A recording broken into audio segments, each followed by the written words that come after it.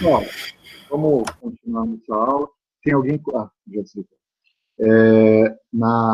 No final da aula passada, eu mostrei para vocês as zonas primárias de proteção. Eu falei que eram definidas pela posição dos disjuntores e, obviamente, dos transformadores de instrumentação agregados, né? Quer dizer, é um conjunto das duas coisas. Obviamente, o disjuntor é o que secciona o elemento faltoso quando recebe o comando, né, do dispositivo de proteção, mas o dispositivo de proteção toma essa decisão com base em medições efetuadas no equipamento faltoso, né? Então, essas zonas são definidas pela posição dos disjuntores, mas estão relacionadas também com a posição dos transformadores de instrumentação. Uma outra questão é que existe uma certa sobreposição de zonas de proteção. Isso significa que um curto-circuito na parte sobreposta das zonas de proteção vai promover a abertura de todos os disjuntores dessa zona, né? Então, ela pode ocasionar um desligamento maior do que o previsto, né, ou do que o esperado, digamos assim. Então, a sobreposição, ela existe, mas ela deve ser mínima, né? Ela existe porque você quer proteger todo o sistema sem ter nenhuma área desprotegida. Mas, embora você queira proteger todo o sistema, você precisa minimizar essa região onde você tem duas zonas sobrepostas ou mais, né? De modo que você não produza a abertura de mais dispositivos, né, de mais disjuntores do que você gostaria. Então, eu vou começar a falar sobre aspectos, então, da proteção primária e, em seguida, aliás, não só primária, mas a retaguarda local, a retaguarda remota, duplicada, e aí a gente segue na sequência com as funções de proteção. Tá?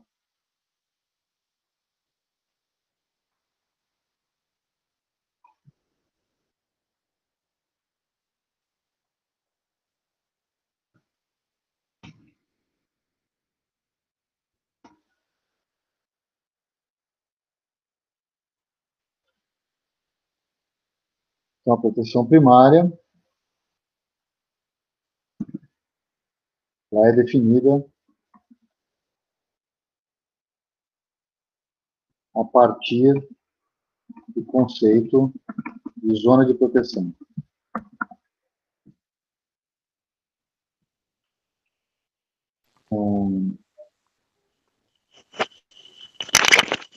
Professor, desculpa, só uma pergunta. Está sendo compartilhada a tela? Eu não estou vendo nada aqui. Está sendo. Então acho que é problema meu aqui, então. Não, dá uma clicada se você consegue fixar na tela. Pode ser que seja isso. Ok, era isso mesmo, obrigado. Acontece. Então, define-se zona de proteção primária,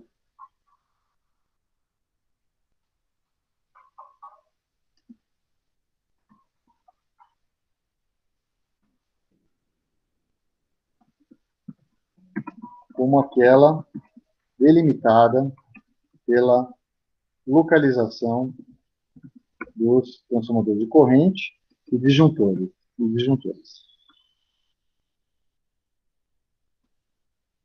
Como eu já tinha falado na aula passada, as zonas de proteção podem ser abertas ou fechadas.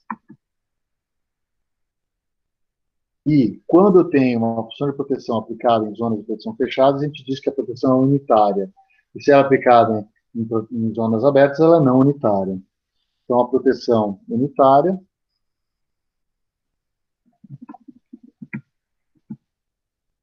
é aquela usada a proteção de zonas fechadas. Por exemplo, proteção diferencial.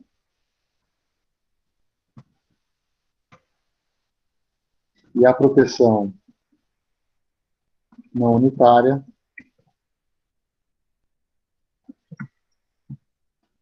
é aquela usada na proteção de zonas abertas. Por exemplo, sobrecorrente.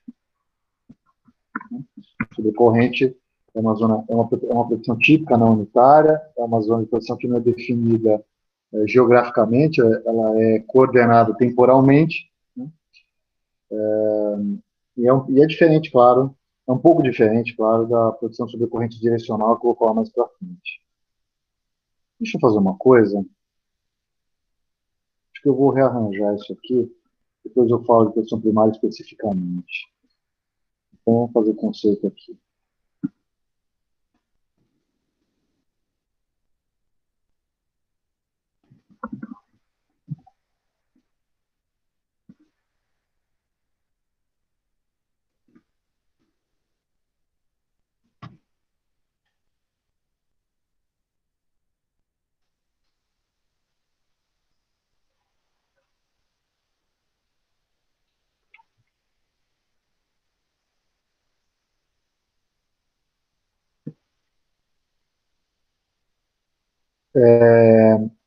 Algumas observações importantes, né, já que eu estou definindo zona de proteção.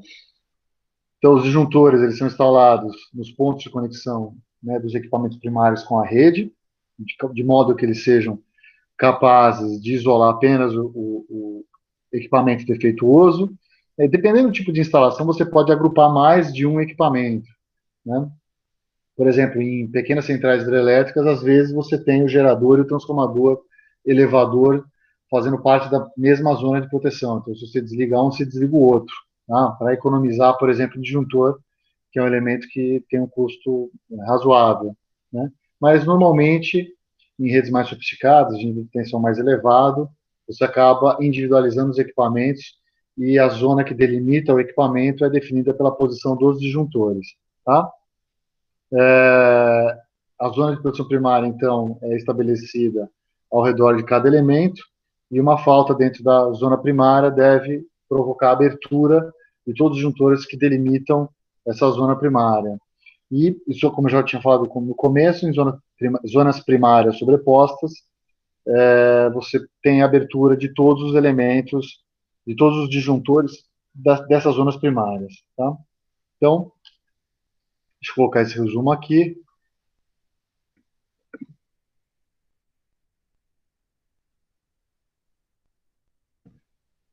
É importante. Tá? Então, os disjuntores eles são instalados nos pontos de conexão dos equipamentos com o restante da rede, e isso permite que só o elemento defeituoso seja desconectado.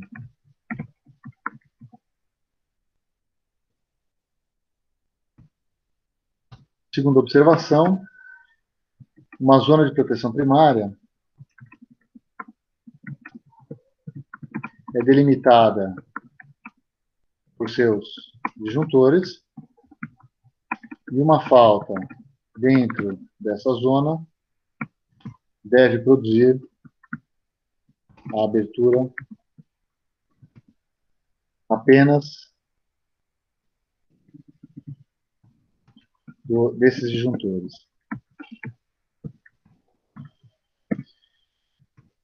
Além disso, faltas em zonas sobrepostas produzem a abertura dos disjuntores de todas as zonas sobrepostas. Tá? É importante falar. Tudo bem, pessoal? Querem um tempinho aí para copiar isso daí? Sim, professor, só um tempinho, por favor. Abaixo, Fernando, estou te ouvindo bem baixinho. Deixa eu ver se é um problema aqui do meu áudio ou do seu microfone. Peraí. Eu acho que é meu microfone mesmo, professor. Eu acho que sim. Deixa eu tentar ouvir. Fala para mim. Esperar só um minutinho, só para eu terminar de copiar. Ah, tá bom. Beleza. Obrigada.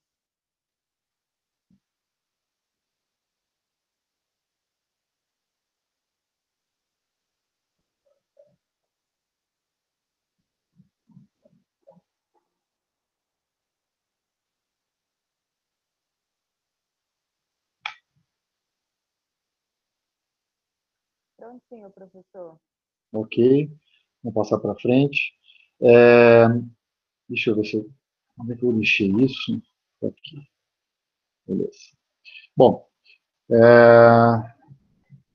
eu tenho que mencionar uma coisa importante, né? Quer dizer, se eu estou falando que a zona de proteção primária é definida pela posição dos TCs e respectivos disjuntores, eu tenho que lembrar que existem, né, TCs de tanque vivo e de tanque morto. Tá? Quem trabalha com a área já conhece isso, né? Mas deixa eu copiar isso aqui e botar uma figurinha aqui. Só um pouco. Deixa eu voltar para cá. Vou pegar essa imagem.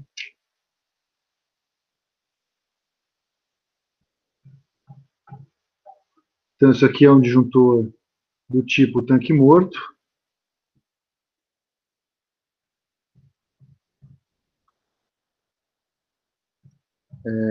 É importante mostrar isso daqui, porque disjuntor tanque morto, ele vem com o TC na bucha, né?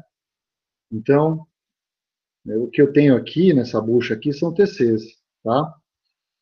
E é uma vantagem você ter o disjuntor e delimitar o disjuntor por meio dos TCs, porque você consegue melhorar o posicionamento das zonas primárias, tá? Então, isso aqui é o TC de bucha. Tem um limite de aplicação, de acordo com o nível de tensão, né? Mas eu consigo, então... Depois eu faço um diagrama unifilar para mostrar para vocês a diferença entre o TC de tanque vivo e o TC de tanque morto. Aliás, deixa eu fazer aqui, vai, já fica aqui do lado.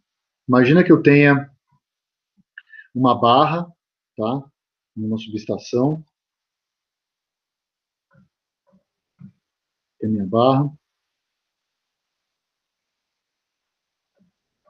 E aí eu vou ter uma linha chegando, uma linha saindo, por exemplo, né? Vamos desenhar isso aí.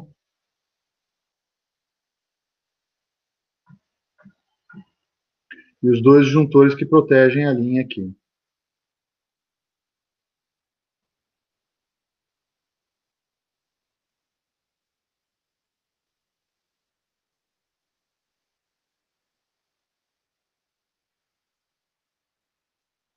Então, eu tenho o disjuntor aqui e um disjuntor aqui, né? Se eu tenho TC nos dois terminais do disjuntor, significa que eu tenho TC antes e depois do disjuntor, né? E aí eu posso escolher os TCs que eu vou usar para fazer a proteção do meu sistema. Então, se eu quiser a mínima sobreposição e a máxima confiabilidade do meu sistema, eu vou usar esse TC nas medições para proteger a linha, e eu vou usar esse TC nas medições para proteger a barra. E a mesma coisa aqui, eu vou usar esse TC, né, para obter as medições para proteger a linha, e vou usar esse TC aqui para obter as medições para proteger a barra. Né?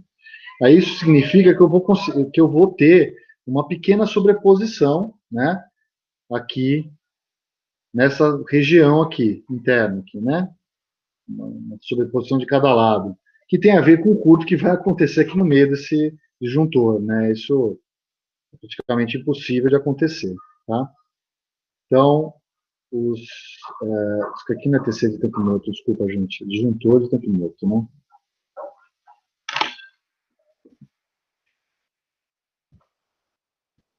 Tá?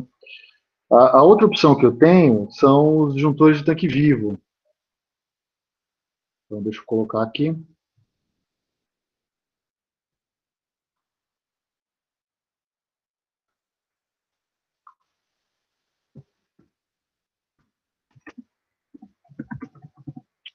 E nesse caso, aqui eu tenho um exemplo. Deixa eu recortar bem aqui no meio, que eu acho que não faz sentido mostrar tudo, porque aqui é uma produção de transformador.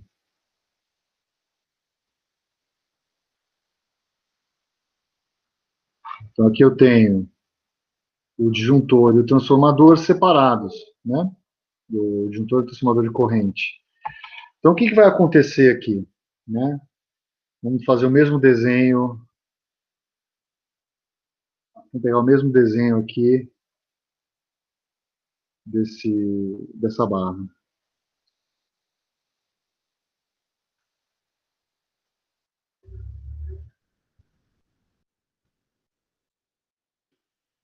Então, eu não tenho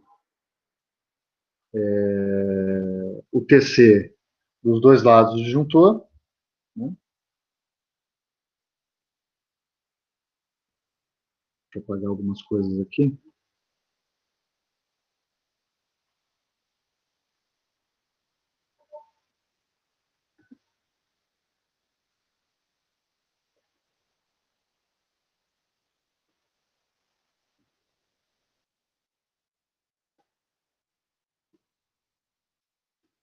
E aí o que pode acontecer, aí eu não vou ter nenhuma sobreposição, né?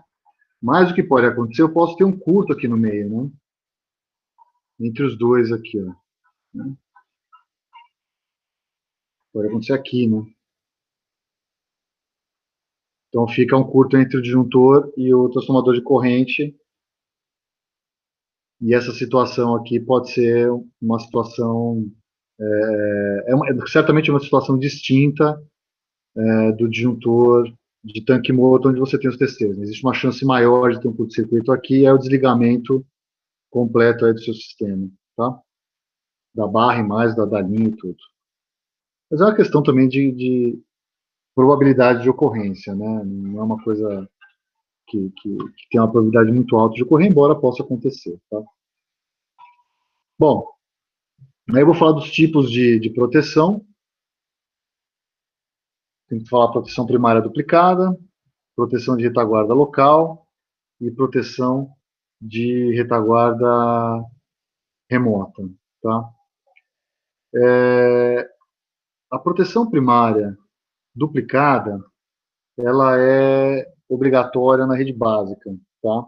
E ela consiste, então, na utilização de, no mínimo, uma unidade de proteção adicional, desempenhando a mesma função de proteção, tá? E atuando em paralelo com a proteção primária, né? Elas podem atuar, elas atuam, né, individualmente, paralelamente, inclusive, no circuito de tríplice disjuntor, tá? A proteção de retaguarda local é uma proteção, são funções de proteção. Eu estou falando só de funções de proteção, né? Então você tem na proteção primária duplicada a mesma função desempenhada por outro IED, mas a proteção de retaguarda pode ser uma outra função no mesmo IED, né? Então, tipicamente, o que se faz? Você tem a primária e a retaguarda local, e a duplicada também com a retaguarda local. Você acaba duplicando isso, são funções, né? Essa terminologia, ela acaba ficando um pouco obsoleta quando você fala de relés multifuncionais, né? Porque no final das contas, você não tem um relé de distância como função primária, outro relé de distância como primária duplicada, um terceiro relé de sobrecorrente direcional como retaguarda local. Você acaba não fazendo isso, né? Você tem duas unidades de proteção, dois relés, né, dois IEDs, digamos assim, que têm as funções de proteção implementadas. E aí você usa algum esquema de falha de disjuntor na própria subestação, tá? E a proteção de retaguarda remota, que é uma outra função de proteção em outra subestação, que promove o desligamento de uma parcela maior do sistema se você tiver algum defeito na subestação original, que inclusive pode ser falha de disjuntor, tá? Pessoal, tem alguém com o microfone aberto? Então, antes que... Oi, mestre, sou eu. É o Vinícius, tudo bom? Tudo bom, Vinícius? Diga. Não, eu só queria acrescentar do disjuntor de tanque morto e tanque vivo. Para mim foi muito... me lembro da minha época de estagiário, porque uma das perguntas quando eu estagiei na BB, que o estagiário tem que responder é qual a diferença do tanque morto para o tanque vivo, né? E aí, assim, eu não sei se todo mundo sabe, mas é que o tanque... Quando você entende que tanque é onde fica o gás SF6 do disjuntor, né? O morto é porque aquilo é aterrado, então você pode pôr a mão e não toma choque. O vivo, se você encosta naquilo, você morre, porque ele está energizado, né? Ele tem ele tem a tensão da linha. Então, assim, eu lembrei disso, eu queria comentar, que lembrei da minha estagiária. Te agradeço. Eu acabei esquecendo de falar que, de fato, é isso, né? E, inclusive, é por isso que você não consegue usar o tanque morto para tensões mais elevadas, né? Porque para você ter isolação, você precisaria ter mais óleo e tudo, né? Então, ficaria mais complicado. Mas é isso aí mesmo. Mais buchas maiores e tudo, né? Quer dizer. Então, é justamente isso. E o problema do arranjo com tanque vivo é aquilo que eu falei, né? Você tem um espaço ali entre o TC e o disjuntor que acaba sendo, por exemplo, se tiver um curto, né? Quer dizer, esse curto aqui é barra ou é linha entre o disjuntor e o TC, né? Quem é que vai perceber esse curto-circuito? Não vai ser esse TC aqui, né? Embora a corrente possa vir da barra em direção a ele, vai ser esse outro aqui que vai perceber, né? Então, se fosse só isso, né? Uma subestação onde chega uma linha e vai embora uma linha, por exemplo, né? Se você tiver isso aqui, é esse TC que percebe o curto aqui entre esse disjuntor e esse TC. São distâncias pequenas, deveriam ser pequenas, né? Mas isso não significa que a possibilidade de ocorrência de defeito é zero. Existe uma possibilidade, mas é muito pequena, tá? Complementando aí do ponto de vista da proteção. Mas é isso aí, você não pode botar a mão nesse disjuntor aqui, senão você vai tomar choque. Tá? Ô, professor, desculpa, tem alguma orientação sobre a especificação de disjuntores imersos a óleo, ou então a SF6? Quando é que se usa um? Qual a particularidade de cada um? Quando é que é melhor usar um ou outro? Tem alguma coisa desse tipo? Olha, tem as normas, né? Quer dizer, o que você... E eu acho que... Vamos lá, eu não sou especialista em disjuntor, em equipamento primário nesse nível, tá? De especificação. Eu sei os aspectos construtivos e a forma operativa, né? Então, por exemplo, subestação isolada, ela é menor, né? Você consegue compactar mais a subestação. Então, a depender do nível de tensão, vale a pena você botar SF6 se for numa região muito populosa que o preço do terreno é elevado. Mas até um certo valor você consegue isolar bem com óleo, né? Aí você tem uma relação entre no SF6, por exemplo, você interromper corrente que não seja corrente de falta é mais complicado. Então você tem aspectos assim que eu não me recordo com todos os detalhes, tá? Mas eu recomendo você a olhar um livro. Deixa eu ver se eu acho o link da Thaís aqui. Eu acho que eu deixei no nosso site, mas espera aí.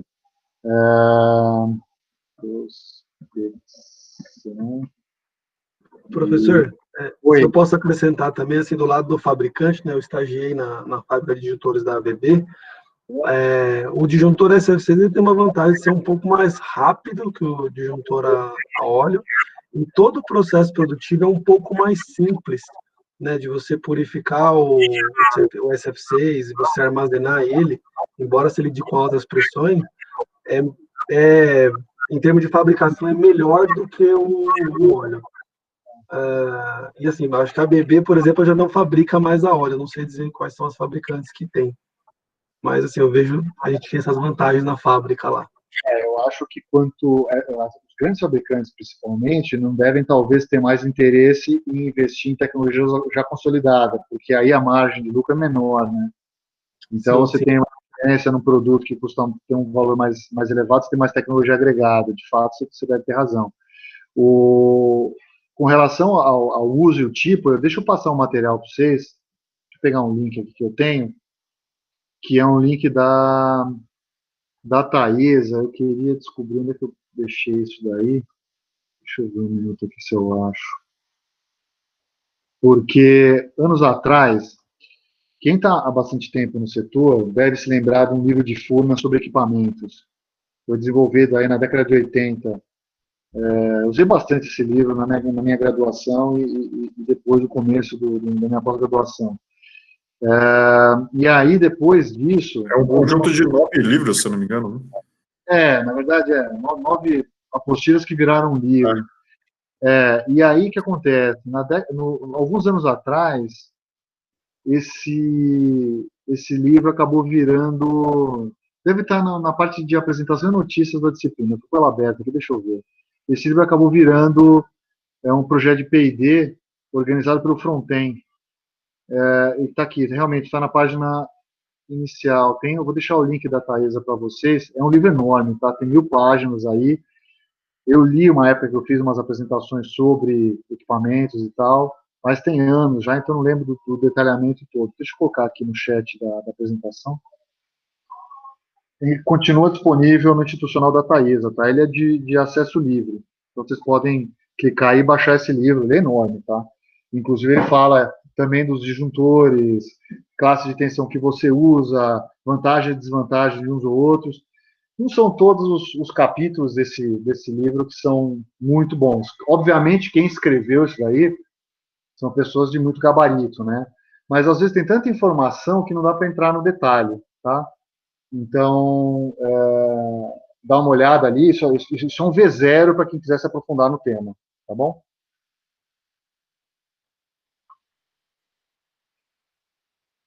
Legal, pessoal. Continuando aqui, então, a falar sobre, né, a proteção. Então, a proteção primária, ela está associada à zona primária, né? A gente acaba confundindo proteção primária com hoje em dia, né, o IED com a proteção, quer dizer, quando eu estou falando aqui, pensem no foco da função especificamente, embora a gente saiba que os IEDs hoje são multifuncionais e, portanto, eu posso usar mais de uma função de proteção para dar trip no disjuntor e proteger um determinado equipamento, tá? Então, o conceito de proteção primária, ele está associado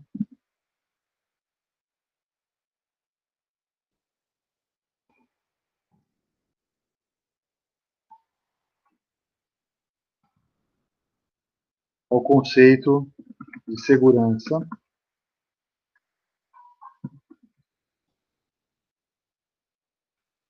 o sistema é dito seguro quando responde a faltas dentro da sua zona primária. Acho que eu já tinha colocado essa definição na aula passada.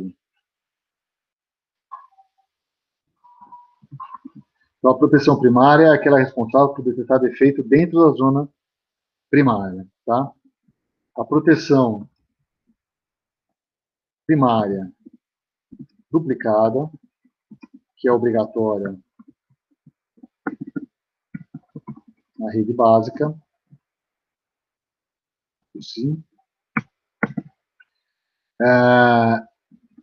é o conjunto de elementos do sistema de proteção, inclusive a função de proteção em si,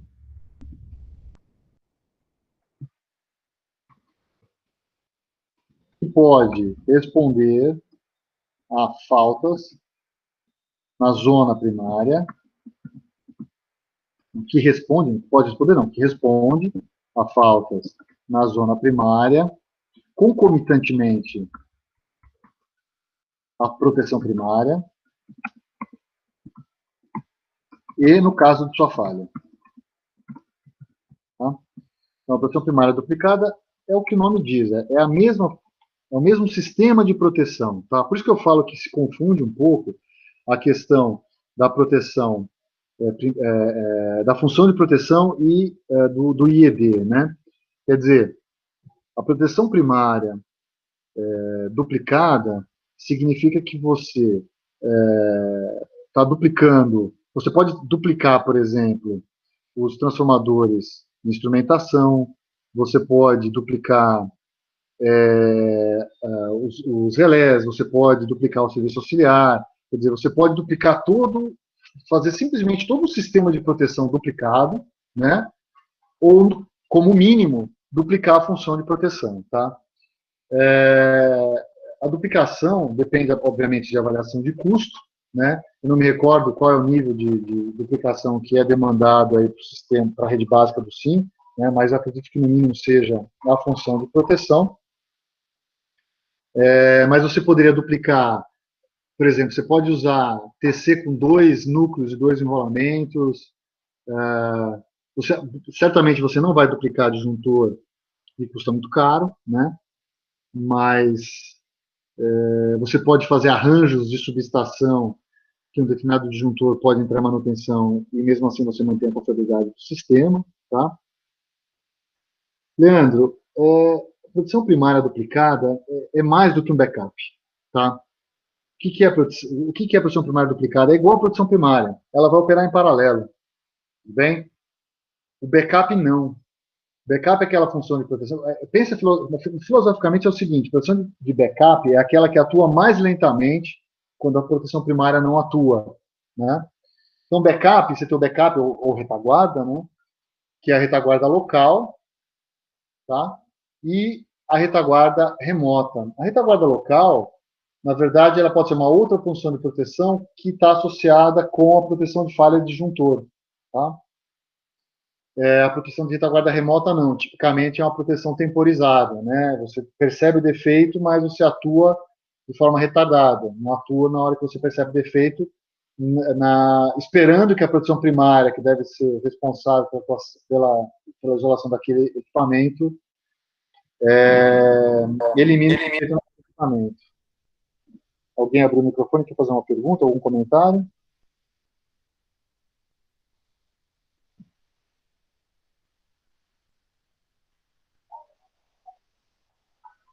Bom, então, continuando aqui. Então, espera-se, eu estou juntando aqui, né, algumas definições a respeito da proteção primária e da primária duplicada. Então, espera-se que em sistemas interligados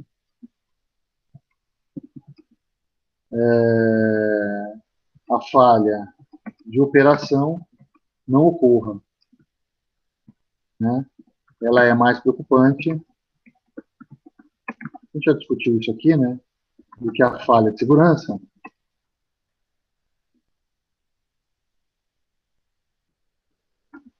Conforme já discutido.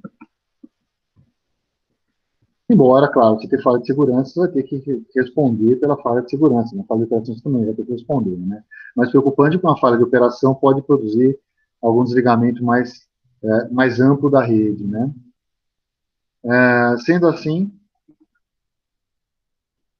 a proteção primária duplicada tem o objetivo de evitar a falha de segurança, a falha de operação.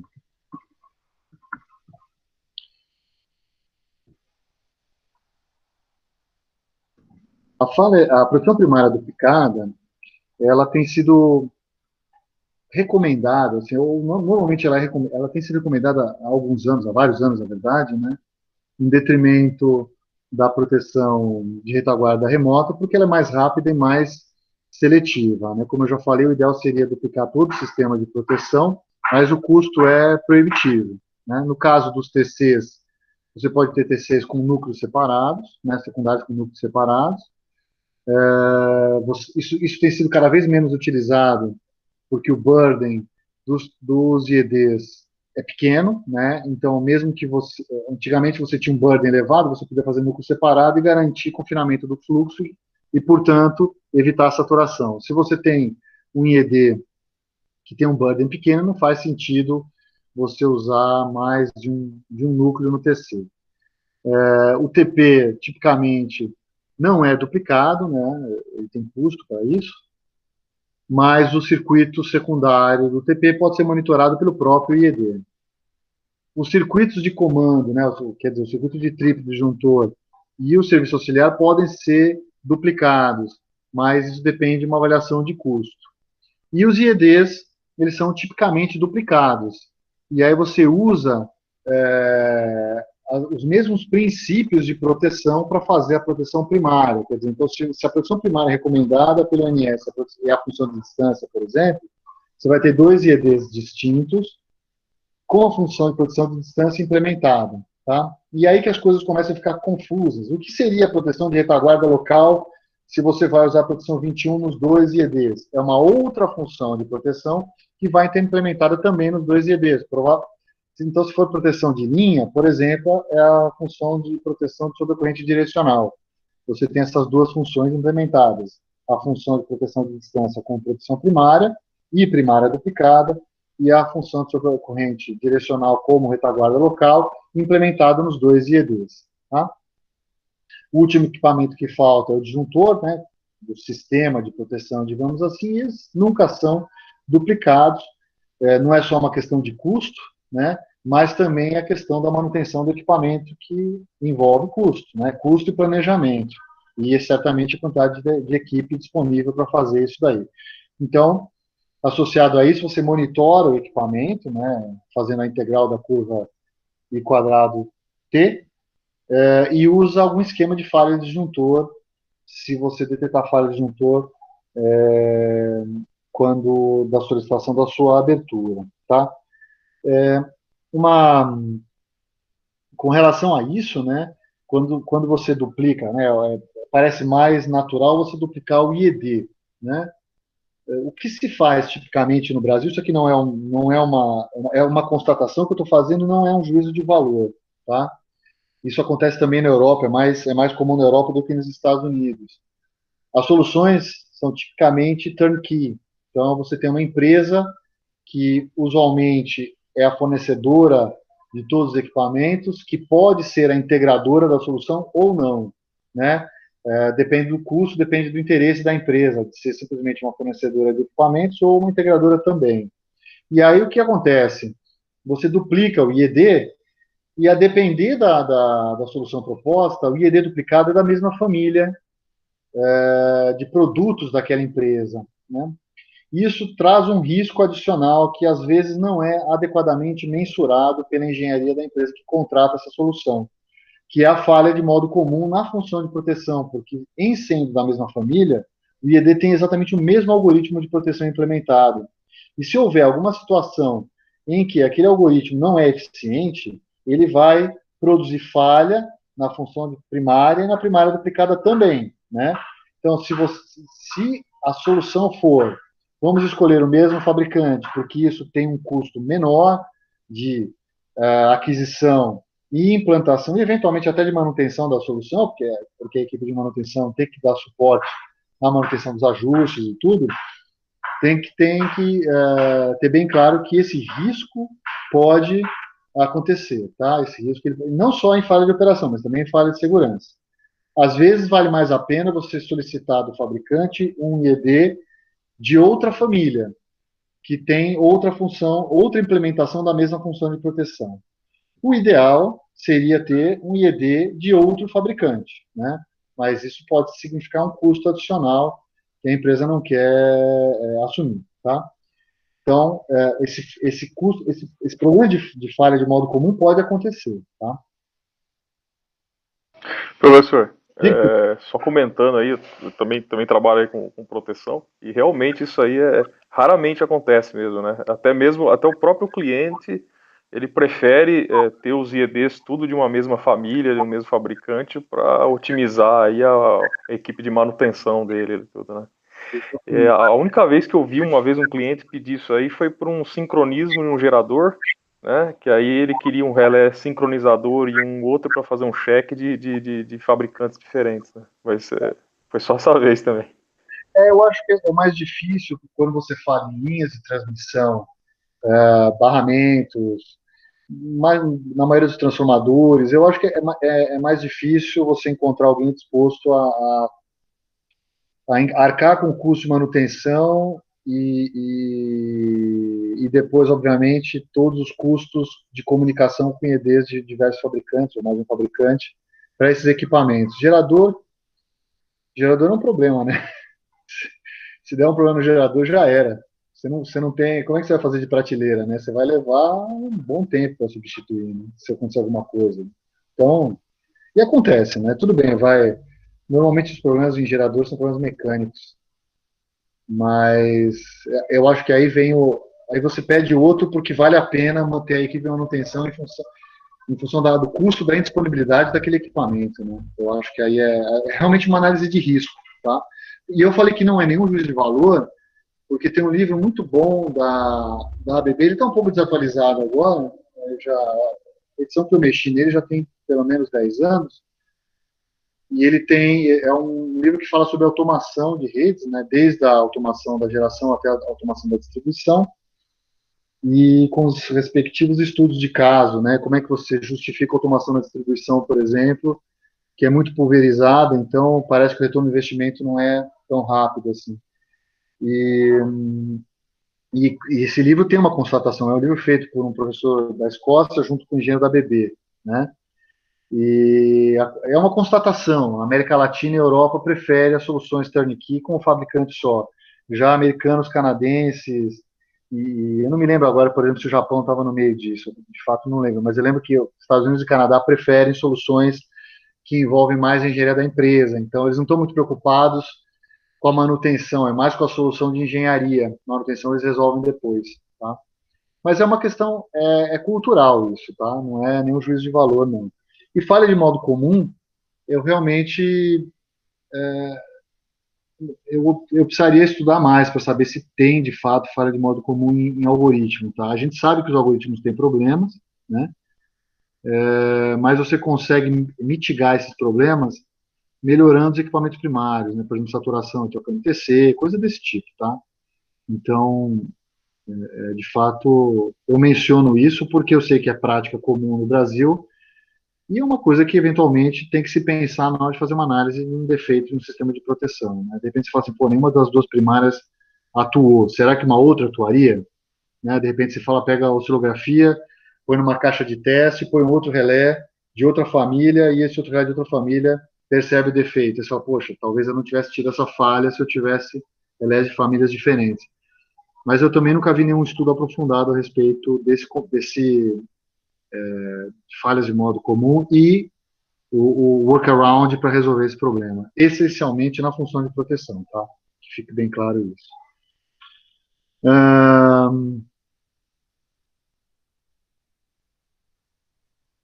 Então, nesse contexto aqui que a gente está falando, o ideal seria duplicar todo o sistema de proteção primário. Porém, o custo é proibitivo. Portanto, as soluções são... Pessoal, copiem aí que eu vou passar para a próxima página. Deixa eu fazer só um comentário enquanto vocês estão copiando. Eu falei com meus alunos de graduação, e eles estão dispostos a fazer uma aula também de quinta-feira à noite, para quem quiser assistir, né, aqueles primeiros 50 anos do setor elétrico, tá? Acontece que a semana que vem começa a semana de provas deles, e eles sugeriram que fosse amanhã, às 19h30. Da minha parte, não tem problema. Acontece que eu tenho uma qualificação de mestrado que começa às 16 horas da manhã. Qualificação de mestrado, ela normalmente dura umas 2 horas e meia, por aí, não é muito mais do que isso. Então, eu teria aí mais ou menos 1 hora de risco, né, calculado para conseguir apresentar isso para vocês amanhã às 19h30. Vocês estão de acordo? Aí, se vocês estiverem de acordo, vocês já estão avisados que amanhã às 19h30 eu vou fazer essa apresentação e eu avisaria meus alunos de graduação.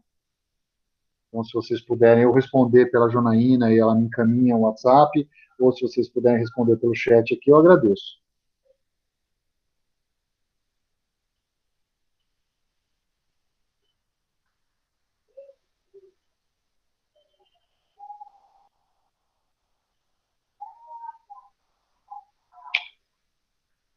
Acho que vai ser gravada, Herbert.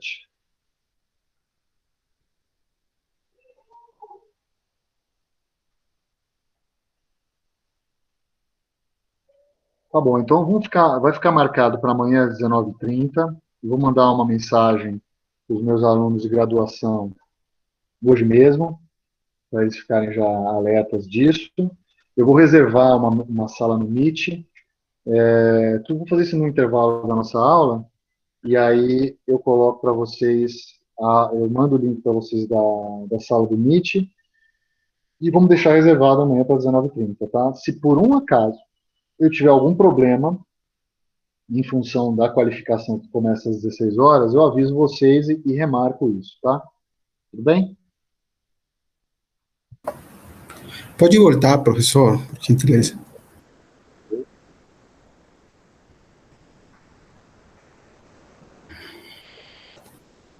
Obrigado.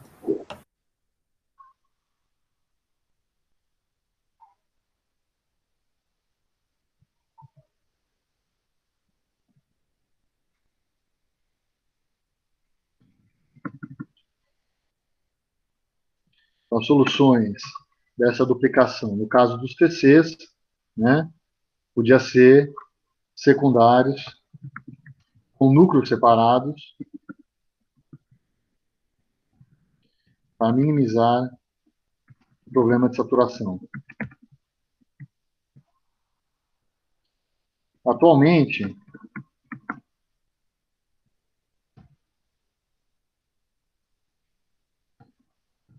não é muito utilizado, porque os IEDs têm burden bastante reduzido. São dos TPs, eles não são duplicados, porque os circuitos secundários são monitorados pelos próprios IEDs. Significa que uma falha em TP não seja alguma coisa grave, tá?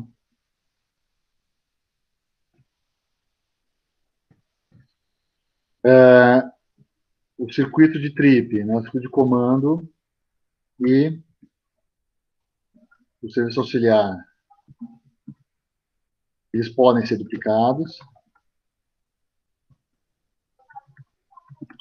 mas isso depende de uma avaliação de custo. Tá? Os IEDs, como eu falei, eles são tipicamente duplicados.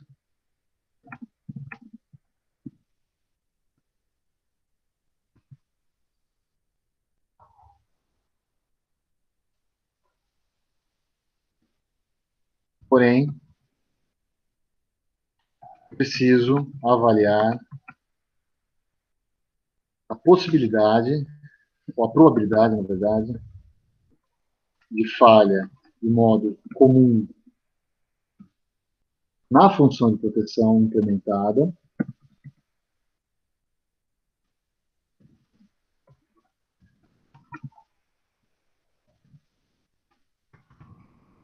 caso se use IEDs de mesmo fabricante e de mesma família. Tá? E disjuntores. Eles nunca são duplicados por uma questão de custo e manutenção. Entanto,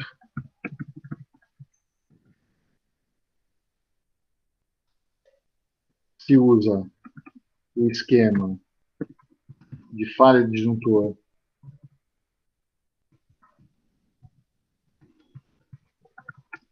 associado à proteção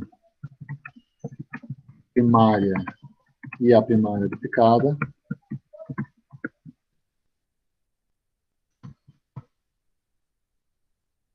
e também o monitoramento do equipamento. É integral. Energia, na verdade, vai importar energia de extinção do ar. É quanto você gastou para extinguir o ar. É o I quadrado T que o pessoal chama. Né? I quadrado T.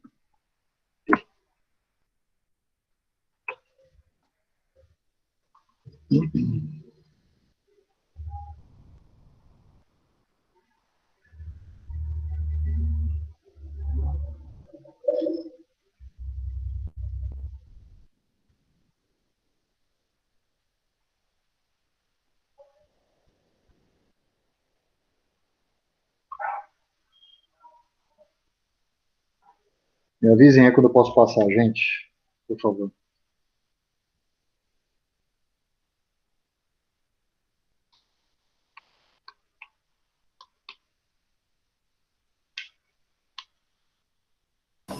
Pode, professor. Ok.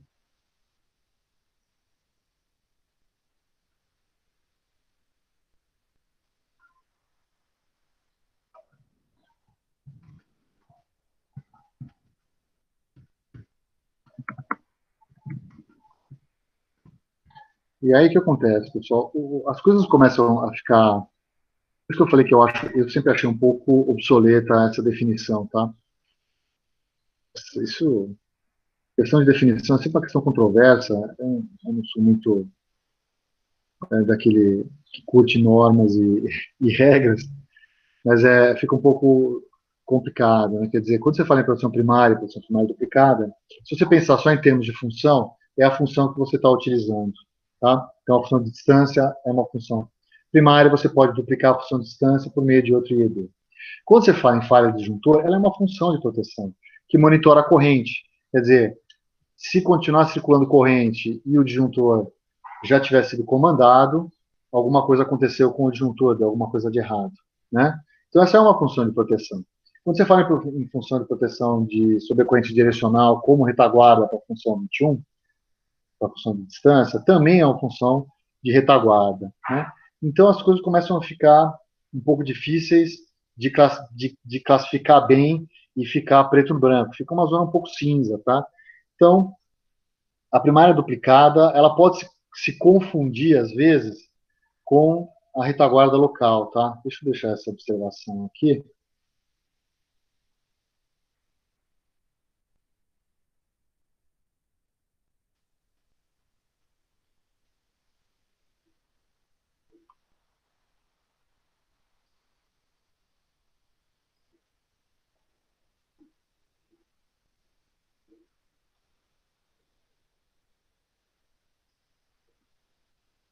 Especialmente porque todas essas definições foram feitas considerando relés de proteção eletromecânicos unifuncionais, que só tinham uma função de proteção, tá? Então, a função de proteção de retaguarda local,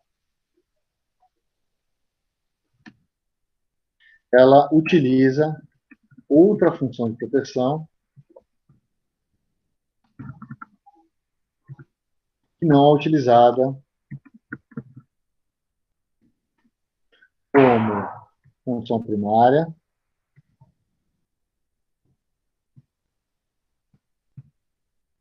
e pode ser utilizada em conjunto com a função de falha disjuntor, a ANSI 50DF.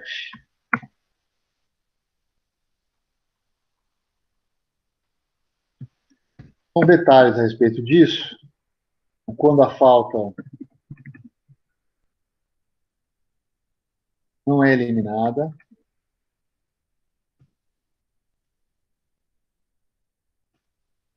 o tempo esperado significa que o disjuntor falhou para operar corretamente.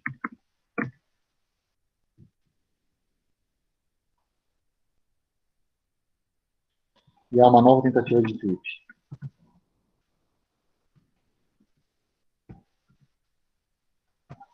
Caso não haja sucesso... Professor, essa nova tentativa é feita por outro disjuntor, né? É o mesmo?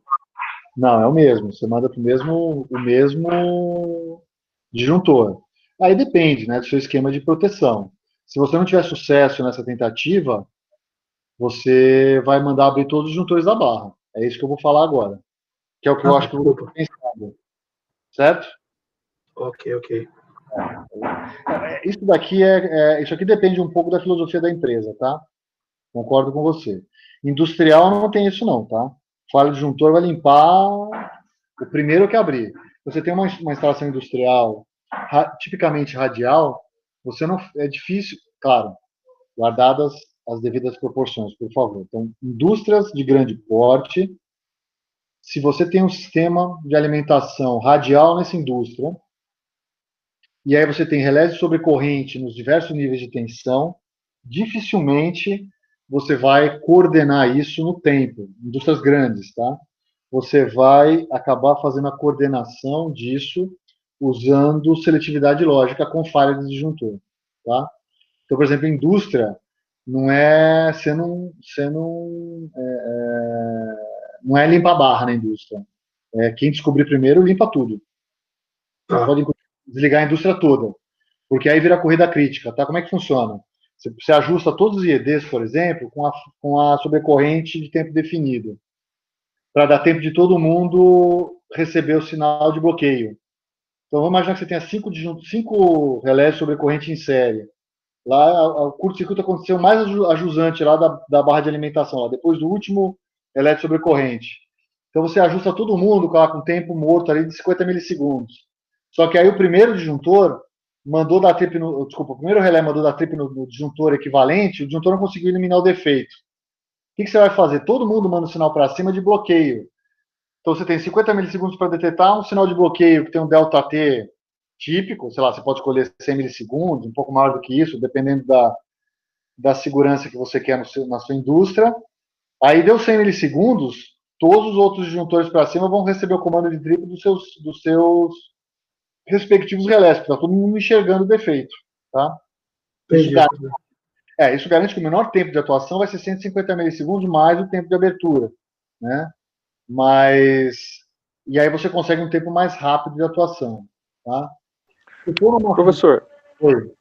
desculpa, nesse caso que você comentou aí, por exemplo, 5 níveis aí, né, de relés aí, né, se o que está lá mais ajusante detectou e teve falha de abertura, não seria somente aquele que está imediatamente a montante dele que daria um trip no seu disjuntor, ou vai abrir tudo para cima mesmo? Vai abrir o primeiro que abrir. É corrida crítica. Tá? Ali é uma questão de falha de operação é risco, né? Então você pode ter lá de repente um processo produtivo, pode botar fogo na indústria. Então você não está mais preocupado com falha de segurança não. Então como é que funciona?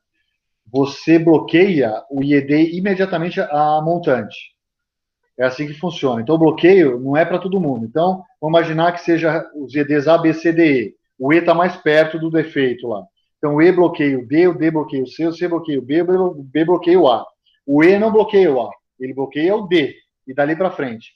Então, se você tiver um curto lá embaixo, todo mundo enxerga esse curto, tá?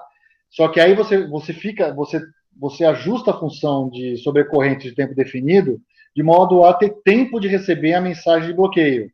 Então, eu estou falando 50 milissegundos, mas a depender do sistema que você usa, pode ser menor do que isso. Se você usar mensagem GUSE, por exemplo, você poderia reduzir isso para uns 25 milissegundos, que chegaria normalmente, né? E aí o que acontece? O seu comando de trip vai ser um temporizador mais um bloqueio e mais o seu comando de trip. Tá? Então o que acontece? Como todo mundo está enxergando, todo mundo está bloqueando aquele que está mais a montante. Na hora que todo mundo percebeu falha de disjuntor, todo mundo desbloqueia todo mundo que está montante. Você percebeu que alguém falhou. Você não sabe quem é efetivamente, né? Então, o primeiro que abrir, abre, tá? Isso não tem... É uma questão de você não prolongar a falha de operação, tá? Bom, então, aqui, caso não haja sucesso, há um comando de abertura para todos os disjuntores da barra.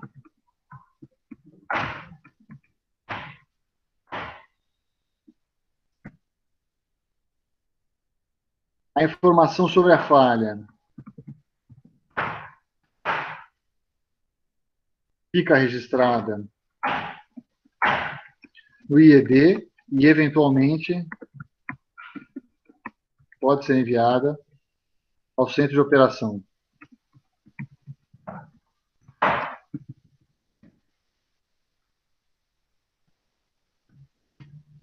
Mestre, desculpa, acho que talvez eu faça uma outra pergunta que talvez seja um pouco ignorante, que é o seguinte, eu entendo que quando o disjuntor falha, significa que ele tentou abrir o curto-circuito e ele se manteve. Essa falha significa que o dispositivo disjuntor não funcionou ou que o disjuntor que abriu não é o disjuntor correto?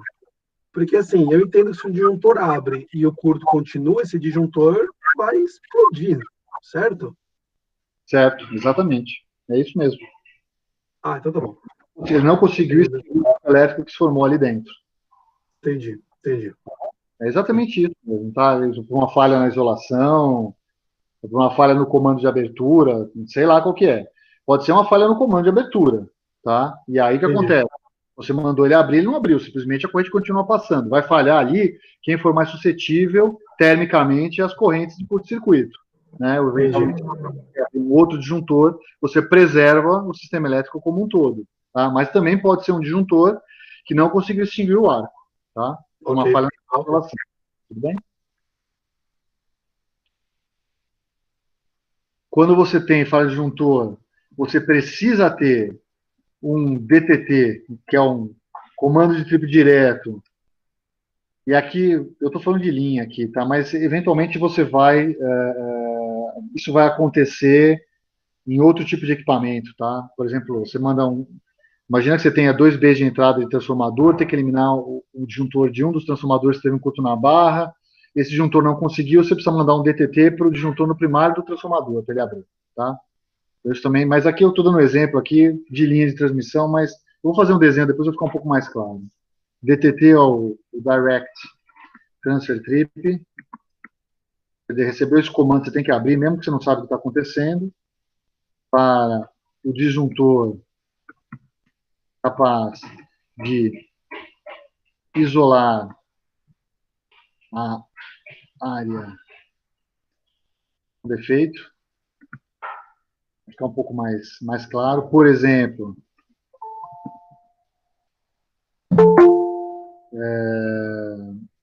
o disjuntor no outro terminal da linha. Se for, por exemplo, uma falha de disjuntor numa proteção de linha. E aí eu queria dar um exemplo para. Deixa eu falar de proteção de retaguarda remota. Aí eu dou um exemplo completo das funções de proteção.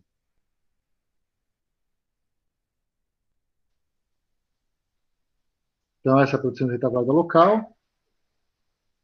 Pessoal, posso passar para o próximo slide?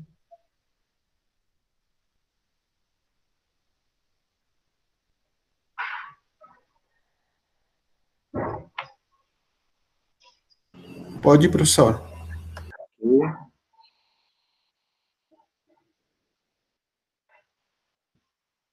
E a proteção de retaguarda remota.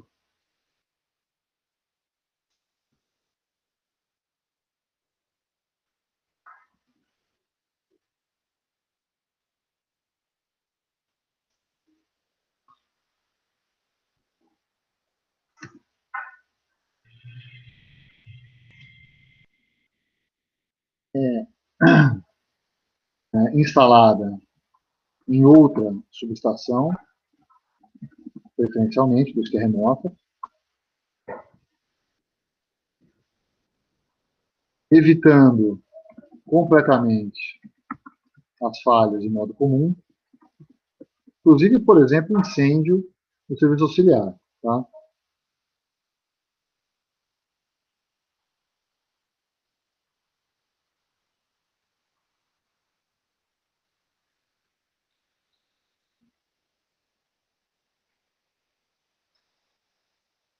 Eita.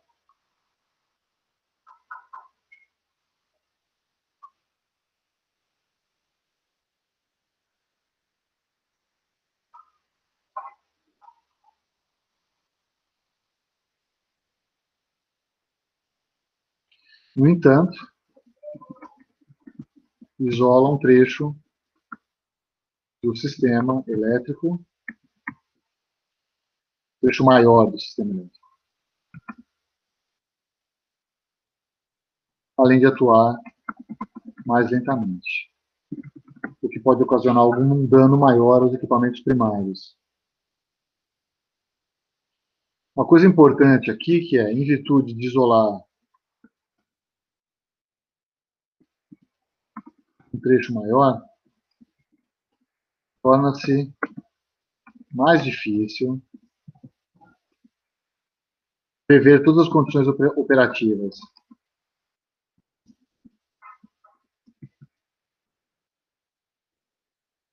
O que significa isso? Significa que você vai eliminar uma porção maior da rede, certamente, após essa eliminação, o fluxo de potência precisa se restabelecer, ou seja, toda a energia produzida e conectada ao sistema interligado deve ser transmitida e consumida por todas as cargas ligadas nesse mesmo sistema interligado. Acontece que esse sistema se encontra operando com uma topologia diferente da topologia que originalmente ele foi previsto para operar. Quando você tem um curto-circuito, naturalmente, a forma como os projetos são feitos hoje garantem que a perda de um equipamento não vai afetar o funcionamento do restante do sistema. Mas uma perda maior pode ocasionar fluxos no sistema que sobrou que não foram previstos inicialmente. E isso faz com que outras funções de proteção atuem. Tá? Então, para quem já é familiarizado com funções de proteção, sabe que a proteção de distância, que é aquela proteção que calcula a impedância vista pelo ponto de instalação dos transformadores de instrumentação, e é muito utilizada em linhas de transmissão, porém não exclusivamente. Ela protege a linha de transmissão que está a jusante, né, do ponto de instalação dos transformadores de corrente e de tensão, e ela provê proteção de retaguarda remota para a função de proteção de distância que se encontra na subestação a jusante e, eventualmente, mais adiante ainda, e você pode definir normalmente até 3 zonas de proteção para a proteção de distância.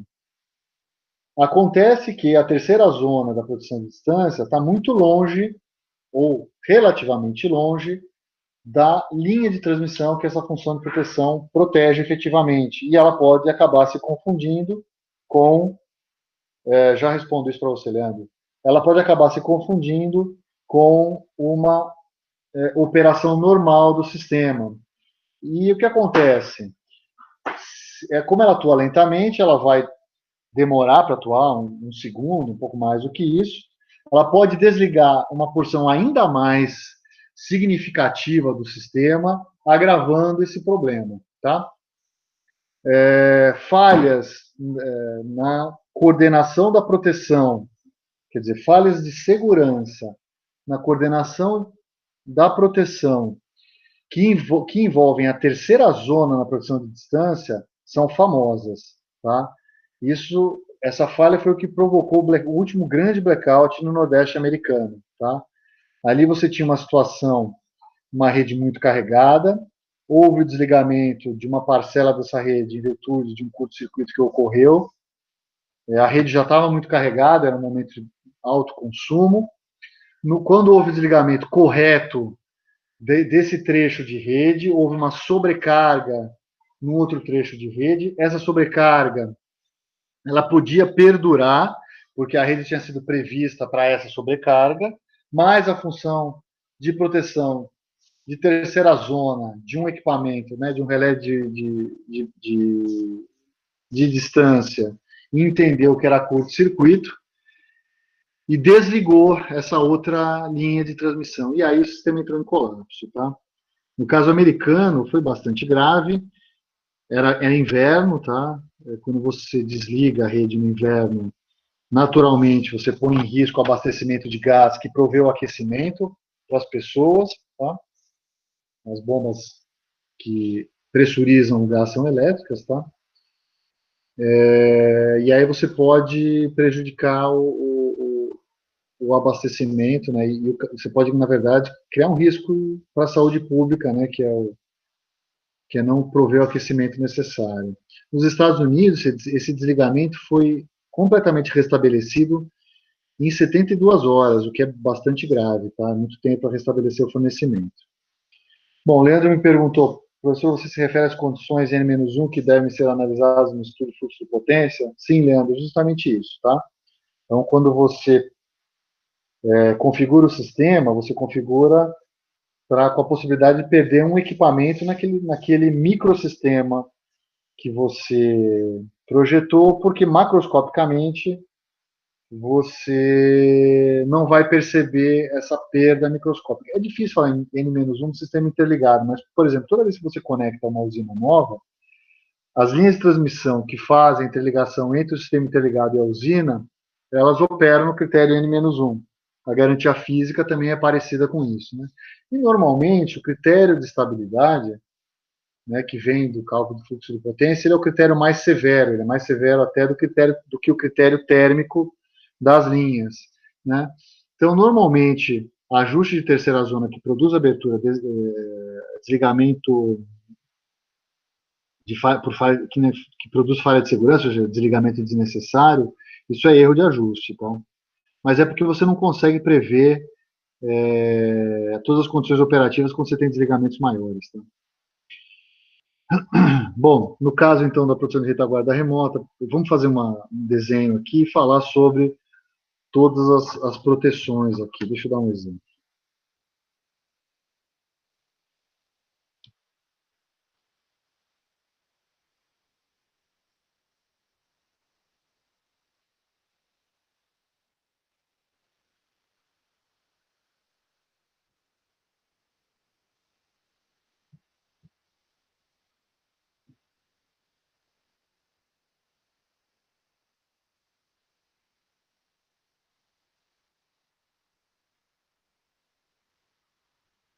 Isso aqui é um desenho hipotético, tá? Só para exemplificar o problema e falar sobre essas questões todas aí de produção primária, primária duplicada, retaguarda local e retaguarda remota.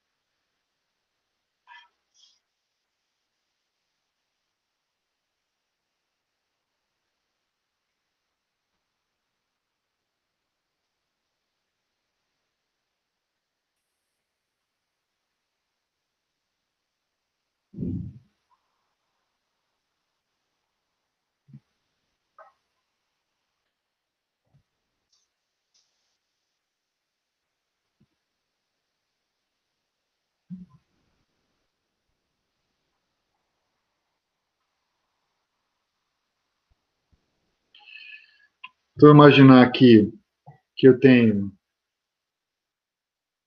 os disjuntores B1 e B2 e as proteções eu vou chamar de R, tá? R de relé, mas vamos pensar em ED aqui, só não vou escrever ED que é muito grande. B1, B2, B3, R3, e B4, R4,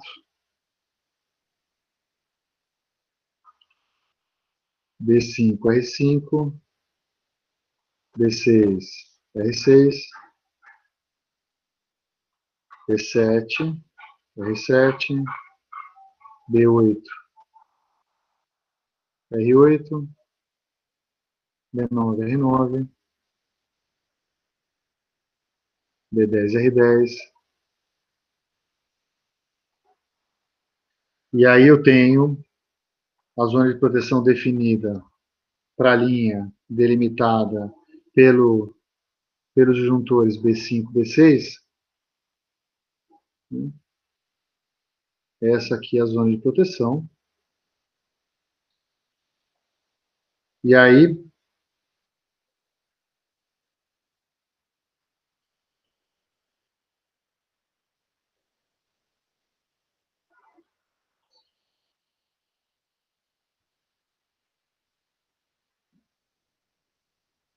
se eu tiver um curto-circuito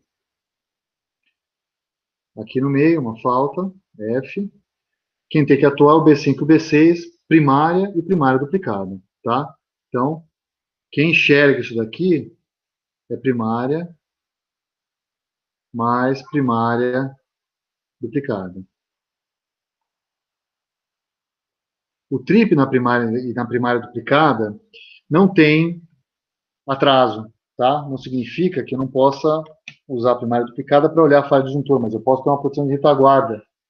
E ela vai me dar um trip também para o disjuntor, mesmo que eu já tenha dado o trip pela primária duplicada, porque a função de retaguarda não sabe que a primária deu trip, mandou o sinal de trip, né? E aí você tem uma outra função que fica monitorando a corrente no TC. Se essa corrente não for para zero, significa que houve falha de disjuntor, certo? Então, se eu tiver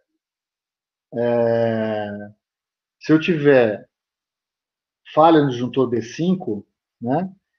Quem é que deve atuar com proteção de retaguarda remota? Vamos lá, pessoal. Podem responder no chat aí para mim.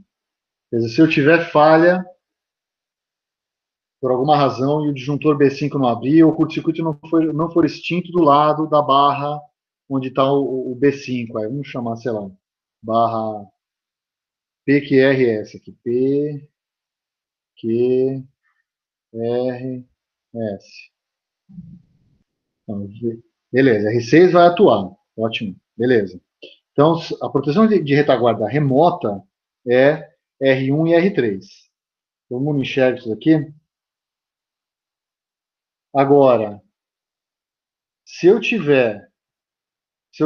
detectar falha de disjuntor, né, quem que tem que atuar aqui?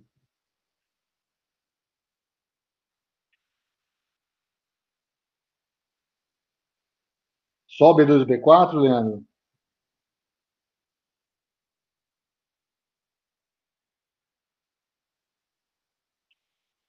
Eu tenho que mandar um DTT para o B6 também. Tenho que mandar um comando para lá, porque eu sei que o 5 falhou. Então, simplesmente comandar B2 e B4 não significa nada. Eu tenho que mandar também para o B6. Tá? Não importa que vai chegar ali, mas eu tenho que fechar. É isso aí. Tem que mandar um trip para o B6 também, um DTT para o B6. Professor, então, só abrir o microfone aqui, então, só para tirar essa dúvida.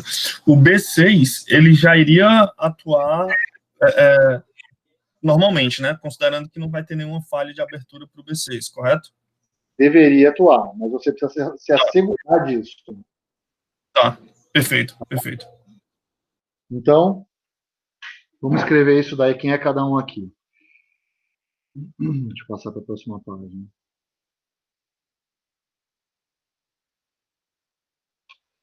Então, primária e primária duplicada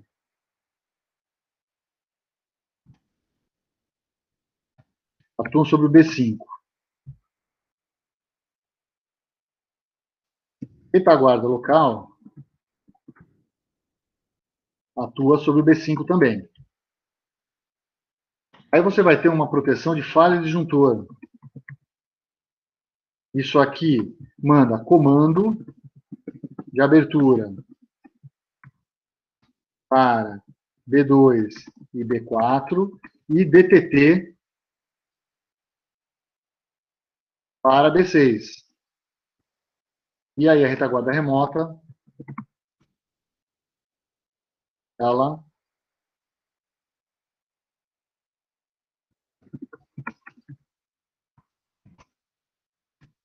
atua sobre B1 e B3, tá?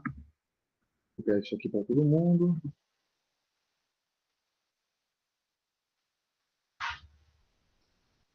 Por isso que eu falo que aí as coisas ficam confusas, né? O que é a retaguarda local é diferente da primária duplicada?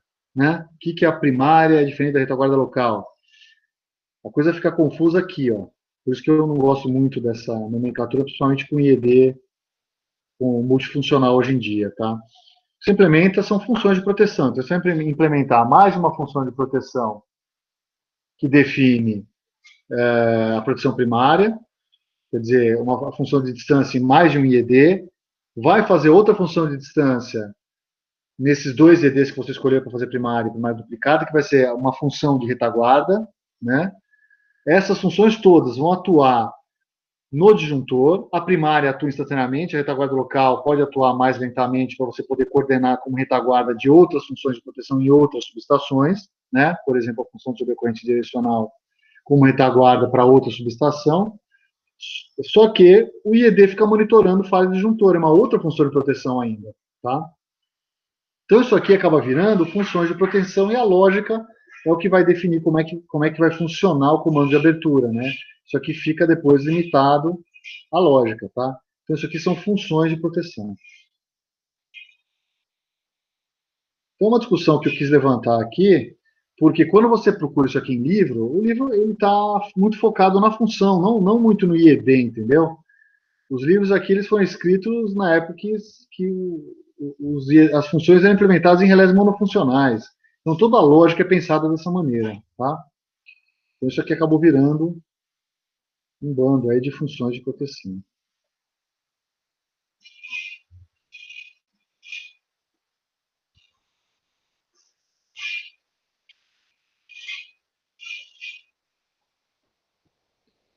Tudo bem, pessoal? Dúvidas?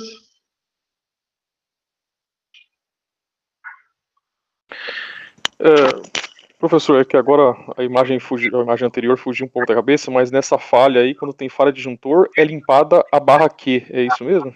Quando fala B5? Mais a linha QR. É a barra Q e a linha QR que vão ser limpadas aqui. Barra Q e a linha QR, ok. É a subestação Q inteira e mais a linha QR. Ok. Tá bom?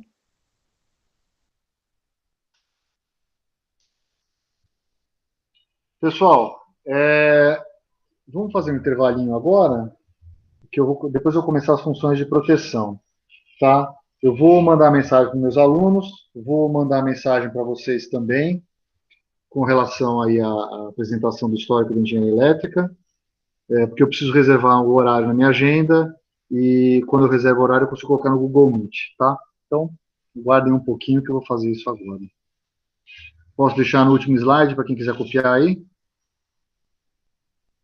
Isso. Vou deixar aí para vocês. Enquanto isso, eu vou gerar o evento na minha agenda.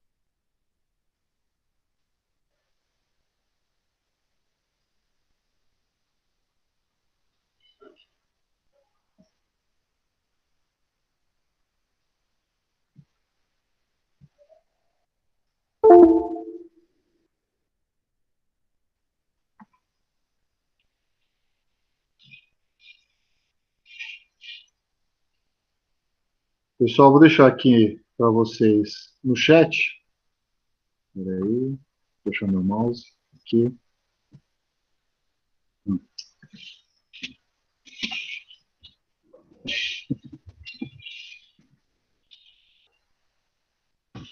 Esse é o endereço que está no Google Meet para a palestra, tá?